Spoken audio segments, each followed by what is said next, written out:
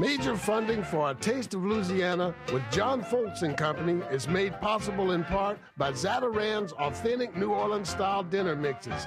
Zatarain's, a good way to jazz up dinner and a real New Orleans original since 1889. Hello, I'm Chef John Folse. Food is so much more than nutrition here in the South. Every weekend on Louisiana's back roads and bayous, our festivals celebrate the food, music, and cultures that make us unique.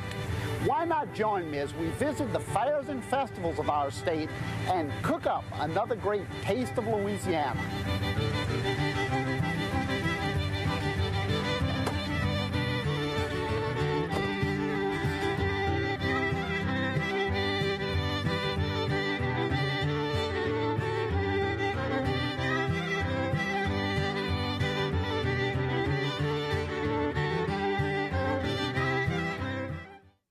We're headed through the heart of Cajun country to attend one of the most delicious events in the state, the Louisiana Pecan Festival.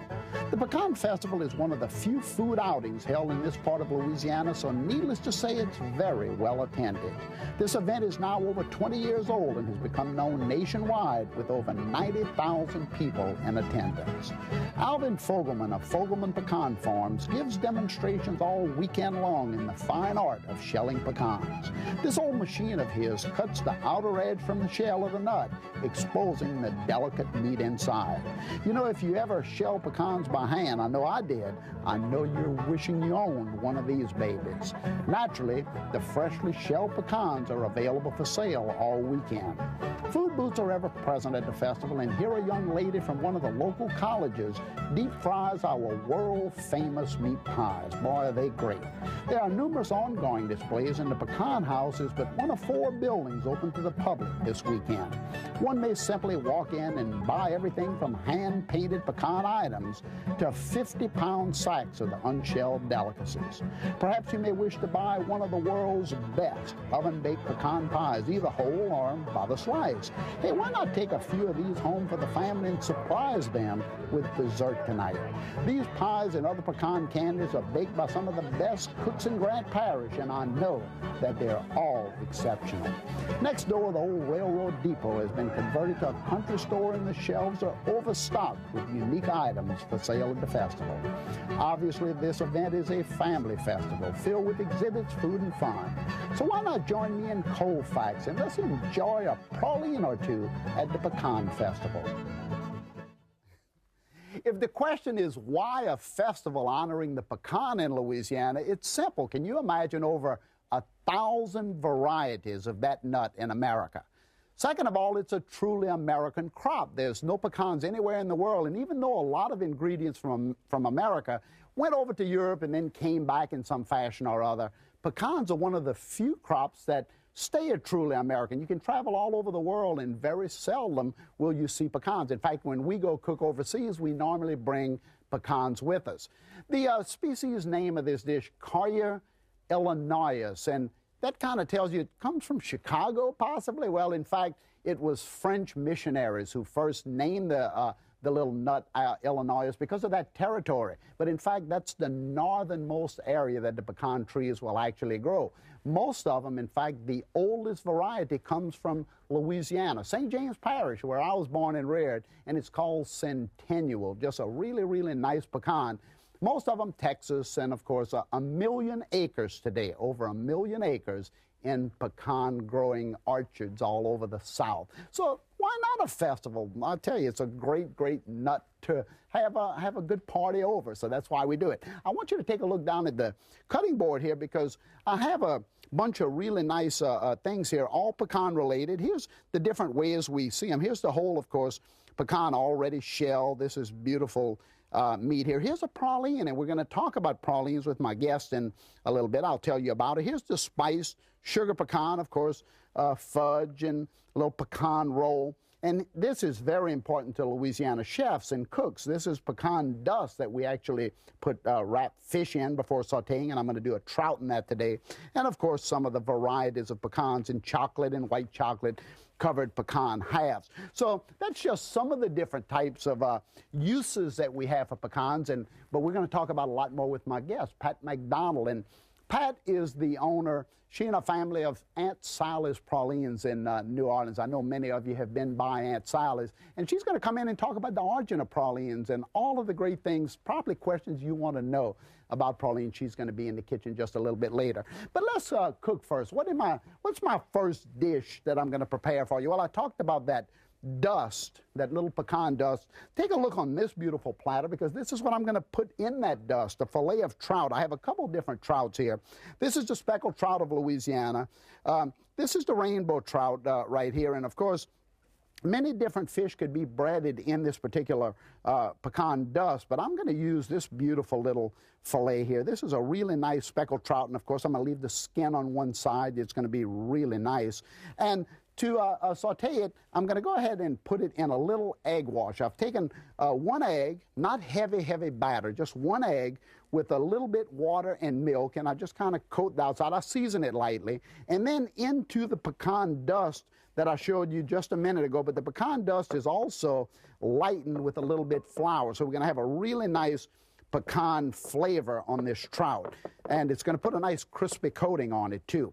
Now, in my saute pan, I have here, I'm kind of kicking it up on high gear to get it real nice and hot. I normally use my cast iron skillet. Today I'm going to use a little copper skillet because it really carries the heat well. I'm going to put a little vegetable oil. When you saute, you want just enough oil in the skillet to make sure that the bottom of the skillet is heated, but not so much oil that you're deep frying. Sauteing is a lot less fat, and half of the fish or half of the meat should actually be out of the oil. That's the most important thing.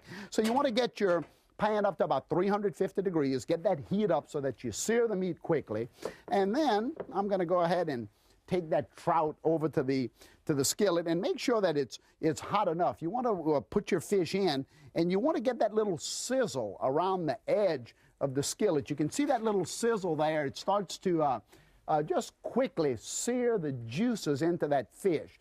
And if you don't have it hot enough, it's going to knock all of the breading off of the fish. A lot of times you fry fish and all of your flour or batter is in the bottom of the saute pan.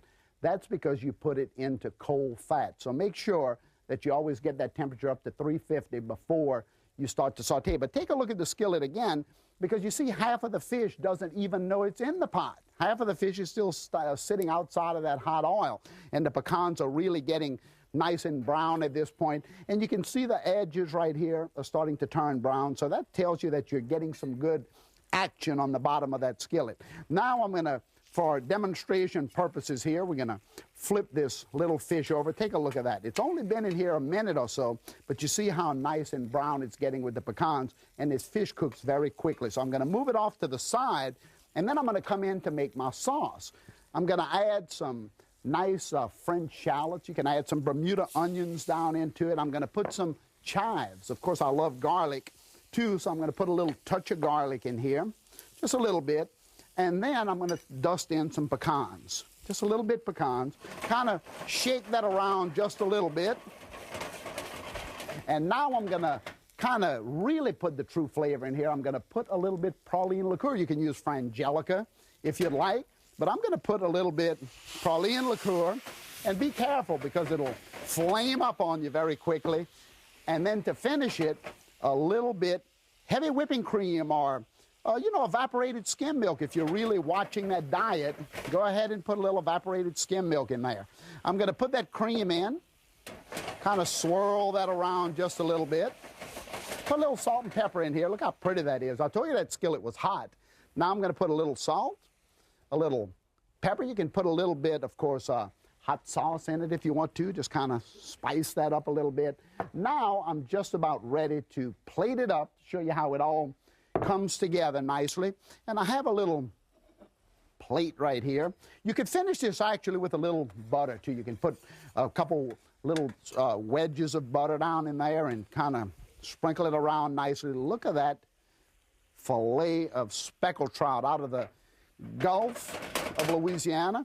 Now I'm going to put this nice praline pecan sauce right on top like this. Well, I tell you, what a nice dish. Now you can garnish it. Of course, go ahead and put some little purple cabbage. You know, I like all of that pretty color. Go ahead and put a nice piece of basil or thyme, because you can also put that on the fish if you want, and you have just a really great, beautiful dish. Simply done, cooked in just a couple of minutes. Wonderful pecan praline flavor. Hey, I know Aunt Sally would love this, I guarantee you. Okay, the next dish, another dish really associated with pecans and with Louisiana and the Pecan Festival, is a dish that I'm real happy with, and I love to make this at home too. It's so easy, and kids can really get into this dish because it's easy to do and it's fun to do.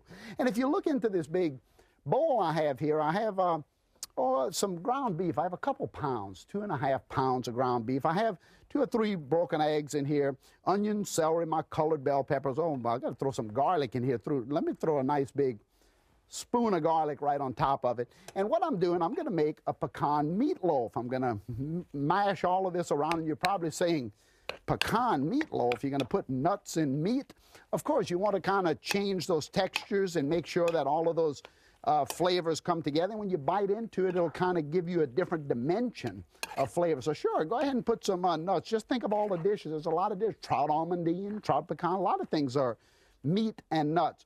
Now I'm going to put my hands down in this dish because, hey, you know, this is for the family. If I'm doing it at the restaurant, I'm wearing rubber gloves, but the family loves me. So I can use my hands down in this dish. Just kind of mash it up. Grab your hands and mix all of those things together like this. Get them all really nice and blended in.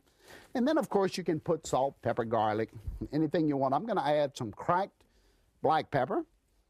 And I add salt naturally. You want a lot of salt in there. Creole seasonings of any kind. Just use your own imagination. Basil, thyme. I'm going to put a little bit of that in here. Or any herb. Herbs are great in this dish. And then I'm going to roll it out. I'm going to make a log, almost like a pecan log. Of course, you could make this in just a little square baking pan, just a little, one of those little loaf pans. You don't have to get fancy, but this is a fancy dish. So I'm going to put the loaf right down into my pan. And just go ahead and push it out like this. Push it right into the corners of the pan. It'll just really get plus it really makes the size of the meatloaf even all the way across, and all these nice seasonings are already in there. You can add cream, breadcrumbs, depends how fat you want to make it, and all those nice things. Now right on top of this, I'm going to come in with a few more onions like this. I'm going to put some red bell pepper because you want color in there, yellow bell pepper, and then the pecans right on top. Just put them right on top of that meatloaf like this. And then if you want to sprinkle some breadcrumbs just to kind of hold it together during the cooking process, go ahead and put them on. And then when you roll it up, you start on one end like this, and you just kind of roll it. You need a friend sometimes, but you can see how it's going to roll up. Just keep pulling it back, real easy to do. And then you can see how nice that loaf looks. It's on the wax paper, so you use the wax paper as the actual roller. So once that's all done, I got to wash this off of my hands. Of course, the thing you want to do is to cover it with the sauce and bake it. And the best sauce that I like with meatloaf anyway is a nice marinara or a nice tomato sauce. And you can either buy one already done or make one at home. 7 minutes. Throw some fresh tomatoes, olive oil, basil, and then you just top that meatloaf, put it in a baking pan, 350 for about an hour. It's going to be beautiful. I have a tomato sauce already made here, so let's pour it right over my meatloaf that's in this pan. It's already done. I've put some carrots and tomatoes around the bottom. 350-degree oven. Like I say, about an hour. Depends how you like it. Look how pretty that is. Of course, you can put more green onions and all on top. And let me show you what this looks like when it comes out of the oven. Take a look at that meatloaf. Now, wouldn't you be happy to serve this to friends and family coming over? It's really, really a beautiful dish. The meatloaf from the Pecan Festival, all the way a celebration of the pecan in Louisiana, just the way it should be. Okay, now, another couple things that I found at the Pecan Festival. Pralines. Look at these beautiful pralines, and we're going to talk about this with Pat in just a minute. And right next to the pralines, we have a really nice fried chicken salad that has spicy pecans, the sugared pecans, and then, of course, grapes and raisins. A beautiful dish. all from the Pecan Festival. Now, I told you that I was going to have a good friend come in to visit, somebody who many of you may know, Pat McDonald from Aunt Silas Pralines. What a great friend she is. Hey, how you doing? Hi, how are you? Nice to see you. It Nice to see you. smells good in here. Ah, smells like pralines. Yes. Huh? What do you have? Well, I brought you a box of original Creole pralines all the way from New Orleans, Aunt Sally's. Yes. These are the best, I have to tell you. I love these pralines. And as you know, I've taken them all over the world. I'm going to talk to you about that just a little bit. These are really nice. What do you have? And then I also brought you a candy thermometer from our candy kitchen. We've seen lots of boiling pots of pralines, and that's seen quite a lot of use in our kitchen. So this right here just goes down into the hot melted sugar, and when what's the right temperature to pull it out? I can't tell you. It's a big family secret. Well, I thought this would be the perfect time to get it because I'm trying to start a little praline business on the side. Well, you'll have to figure it out yourself.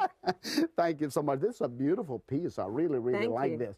You know, we were talking the other day about all of the things that you can do with pralines, and I said leftover pralines. You said, when did anyone ever have a leftover? Never. Leftover praline. But sometimes we break them up in a wonderful cake that I want to share with everybody. This is our carrot cake that's made with pralines. I have in this big, beautiful bowl some sugar and 4 eggs, and you might want to stir that around for me. And while that's stirring, I'm going to add some grated carrot to it. And of course, there's many variations of this dish. I'm going to put some golden raisins in it, just your typical old carrot cake of New Orleans. Dates back many, many years. Pecans, of course, a lot of it. And then baking powder, baking soda, a little bit of this really nice vanilla. You want to put a little vanilla down in there. Smells good. It smells great, huh? These spices, the cinnamons, the nutmegs, the vanillas, always make everything kind of taste like New Orleans, doesn't it? There's a lot of this in all of those dishes. Then some oil, just regular solid oil, goes right down into it, about a cup, and you want to blend that in. And then, of course, you can put in the flour. I'm going to mix in about 2 cups of flour, just stir that up really good in there, and I won't mix all of this, and I think everybody has the idea of what that batter should look like. And you put this in 3 of the 9-inch pans, loaf pans, and you just go ahead and put them in an oven about 350 degrees, about 30, 45 minutes. It cooks very quickly, and that's what it looks like. I want everybody to take a look at that big, beautiful cake right there. And we even topped it with pralines because we wanted to show exactly how you would finish a really nice carrot cake in the city of New Orleans. Isn't that beautiful? Looks delicious. That's a great looking cake, and I can't wait to get a slice of it in a minute. Well, hey, thank you so much, Pat, for coming by and visiting with us. It's great to have you. Let's settle it once and for all in the world of cooking. Is it pralines or pralines? Well, in New Orleans, we mostly say praline. However, there are a few other pronunciations. In Black New Orleans and other parts of New Orleans, it's plarine. And then another dialect of New Orleans says prarine. So, but we say praline. Well, you know, it's interesting that you mentioned plarine because I know my dad and a lot of the Frenchmen, a lot of people who speak French in South Louisiana, always refer to that great candy as plarine. And many of us think of it as a mispronunciation, but in fact it's not. Most of the French do refer to it as plarine. Pralines, huh? yes. What's the origin of it? Well, pralines actually are a derivative of a French sweet, and it was sugar that had been, or rather nuts that had been dipped in sugar for a gastronomic aid, for a digestive aid. And pralines were developed that way, and they actually came to New Orleans with the French colonialists. I was reading a story in one of the early history books that talked about a count. There was a gentleman by the name of Count Pralines, and supposedly his cook created a dish using hazelnuts or almonds and mixed it all together, and he loved it so much, he said, I'll just call it Pralines after you. We'll name it in your honor. Do you think there's any truth to that story? Well, like all great tales, it probably has a bit of truth. But in New Orleans and in South Louisiana, they took the idea of the candy-coated nuts and added the different ingredients, the sugar cane, the pecans, cream, different ingredients that were available in South Louisiana. And probably since pecans were so American, I would imagine that this gave them a great opportunity to use a nut that was truly I imagine so. Of this origin. Yes. Why the association, though? When you think of pralines, there's so many great southern cities, Atlanta and Charleston and all of this, but when I think of pralines, or anybody else in the country thinks of them, they're always thinking of the city of New Orleans. Why the association? Well, certainly, first of all, because of the great love of food and the terrific French influence. However, it really is based on commerce. After the Civil War and during Reconstruction, there was a need for women, African women, to provide economy for their family. So they made in their own homes what they could pack up in a basket and go out on the streets and sell at the French market, in front of the church doors, at cemeteries. And then also it's a great thing for people to tote home once they visit New Orleans. Now, how long has your family's been in the praline business in the city? For quite a while. Well, we know for at least 65 years, but we're not really sure because the company was founded by my grandfather and grandmother. And like all great entrepreneurs, they like to embellish their stories. So we're not really sure when we actually opened, but at least since 1937 or 35. So it was somewhere around there, but I'm not really sure. We've been in the French market itself in the same location since 1940. You know, you and I had a great conversation one day sipping some café au lait and a basket of beignets. We were talking about how a lot of the early French in the city of New Orleans really loved to embellish the stories. And even though many of them came from meager roots, it was very important that at least he gave an air of sophistication and an air of even having a little aristocracy in their blood. And you told me that great story about your grandfather. Yes, my grandfather, of course, wanted to be very successful, and his family actually had they were retailers at the turn of the century, and for some reason my grandfather wasn't able to go in that business, so he was this entrepreneur searching for a business. And when he finally landed on Pralines, he really did all he could to make it as colorful and exciting as possible. So our history has been tremendously embellished. Plus, we like to think of ourselves as aristocrats as well. There's that little bit of embellishment, too.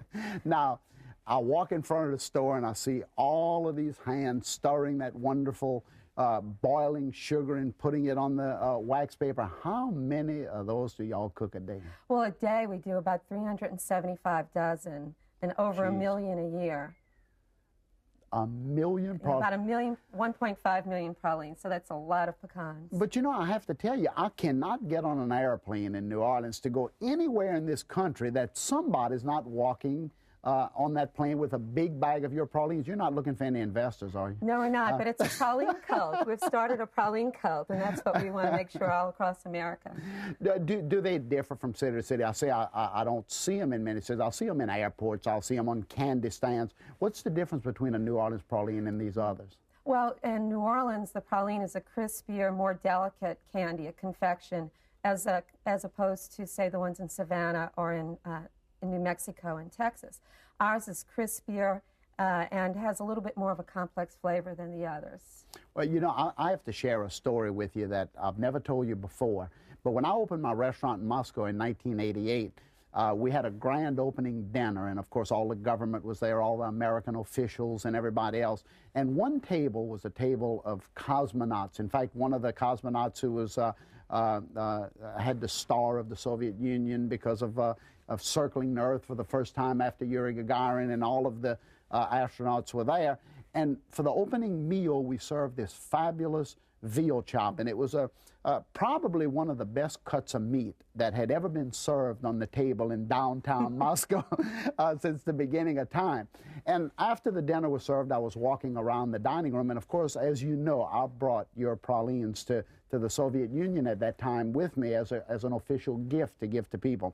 And I had given a box to that cosmonaut, and he was sitting at the table after the dinner. I'm shaking hands, and I go up to the table, and I noticed that he's pushed the veal chop out of the way, and he has like about 10 empty wrappers of Aunt Sally pralines, and he's sitting there eating them, and I'm thinking to myself, wow, what a compliment to your pralines, because obviously if he had an option to eat the best veal chop or those pralines, does it have that effect on everybody who eats them? Well, we've found them to be quite addictive, and when people come in the store, they make a beeline for the counter, and we always have a sample dish for people to taste them, and we only make one kind, by the way, and people must taste them. They're addictive. We're thrilled. Well, you always have those little pieces on the front counter that people can throw into their mouth as they walk by. As much as they can stand to eat. Does anybody ever say, I don't like them? People who don't like sweets, occasionally, we'll get that rare person who just can't tolerate them. But for the most part, to watch people's expression when they finally get to the counter to taste them, and it's either a swooning effect or some sort of excitement when they taste it, because it's such a great flavor. Well, it's one of the most magnificent candies in the world, and certainly associated with Louisiana, certainly associated with the Pecan Festival. And Pat, I want to thank you so much for coming and sharing all those great stories with us. And I want to thank all of you for dropping by as we visit the fairs and festivals, and come back again as we continue to cook up more of these great Taste of Louisiana. We're going to eat pralines. I wish you were here. There you go. Take one of those. Yum. Well, aren't these good, huh?